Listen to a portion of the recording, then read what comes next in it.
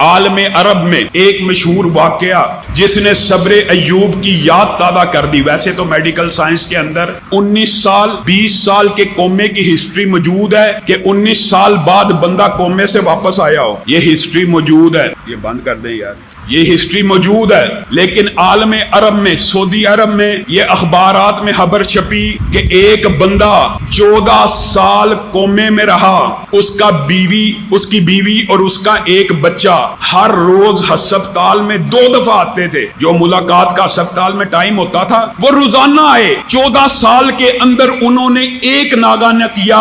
وہ بچہ ہر روز اپنے باپ کو غسل دیتا, اس کی غلاظت کو صاف کرتا, اس کو اچھی طرح نہلاتا. اس کی بیوی آتی ہر روز. ڈاکٹروں نے تنگ آ کے اس کو کہنا شروع کر دیا کہ آپ ہمیں اجازت دیں, ہم اس کی آکسیجن وغیرہ یہ جو مشینیں اتار دیں. بیوی بچے نے کہا یہ حرکت نہیں کرنی, ہم اپنے اللہ سے پر امید ہیں کہ ایک دن. بیوی نے کہا میرا خامن صحیح حالت میں بیٹھا ہوگا, اور بچے نے کہا میرا باپ ایک دن بالکل صحیح سلامت ہوگا. ہسپتال والے امید چھوڑ چکے ہیں, عملے والے امید چھوڑ چکے ہیں. ان بیوی اور بچوں نے امید کا دامن ہاتھ سے نہیں چھوڑا. 14 سال گزر گئے.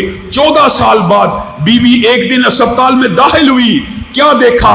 خامند بستر کے اوپر بیٹھا ہوا اس کا انتظار کر رہا ہے. اس کی آنکھوں میں پانی آ گیا. عملے نے, ڈاکٹروں نے آ کے خوشخبری دی. کہا میڈیکل سائنس کے اندر, عرب کے اندر, دنیا کے اندر تو 19 سال کے 20 سال کے واقعے موجود ہیں, لیکن عالم عرب میں پہلا واقعہ ہے کہ 14 سال کے کومے کے بعد کوئی بندہ ہوش میں آیا ہو. اور وجہ آپ ہیں, آپ کی استقامت ہے, آپ کی دیکھ بھال ہے, آپ کی نگرانی ہے. اللہ کی قسم, ورنہ تو ہم تنگ آ کے 1-2 سال بعد بندے سے آلات کو ہٹا دیتے ہیں اور گھر والوں کو منا لیتے ہیں کہ بس اس کو اللہ کی سپرد کر کے اللہ کے پاس جانے دو.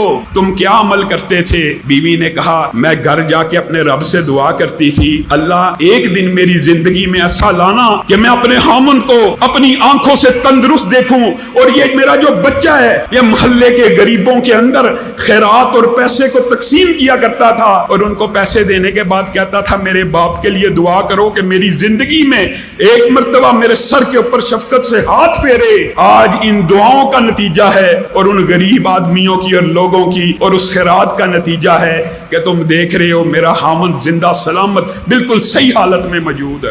حضرت حسن بن سفیان رحمہ اللہ, اتنا مشہور واقعہ ہے. اعلام النبلاء کے اندر امام ذہبی نے بھی باسند لکھا, اور البدایہ والنہایہ کے اندر ابن کثیر نے بھی باسند لکھا ہے. حسن بن سفیان 9 ساتھیوں کے ہمراہ مصر کے اندر حدیث کا سبق حاصل کرنے کے لیے گئے. اب جو زیادہ راہ ساتھ لیا ہوتا ہے اس دور کے طالب علموں کا آپ کو پتا ہے, جو مال لیا تھا ختم ہو گیا. طالب علموں نے کہا حسن بن سفیان اللہ پہ توکل کر کے ہمیں ساتھ لے آئے ہیں, اب 1 دینار بھی پاس موجود نہیں کھانا کھانے کو.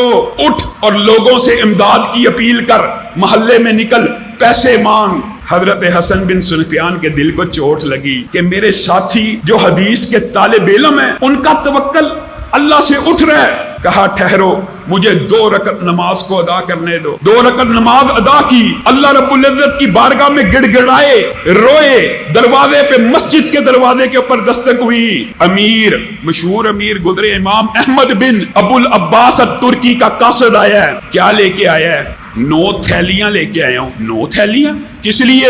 ہر تھیلی کے اندر سونے کے 100 دینار موجود ہیں. کس لیے؟ حسن بن سفیان کے لبوں پہ مسکراہٹ آنا شروع ہو گئی. کہا اللہ نے میرے توکل اور اعتماد کو ضائع نہیں کیا.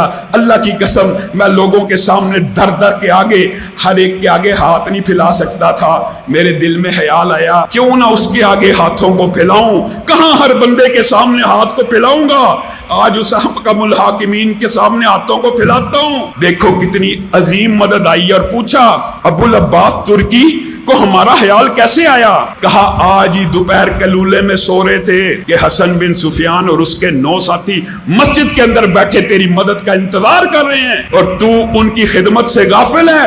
انہوں نے ہمیں حکم دیا ہے یہ 900 دینار سونے کے پہنچا دیے جائیں, اور کل وہ خود تشریف لائیں گے. پھر مصر کی بہت بڑی جامع مسجد ابو العباس ترکی نے حسن بن سفیان کو بنا کے دی, اور اس کی ارد گرد کی ساری زمین حدیث کے ان طالب علموں کو عطا کر دی.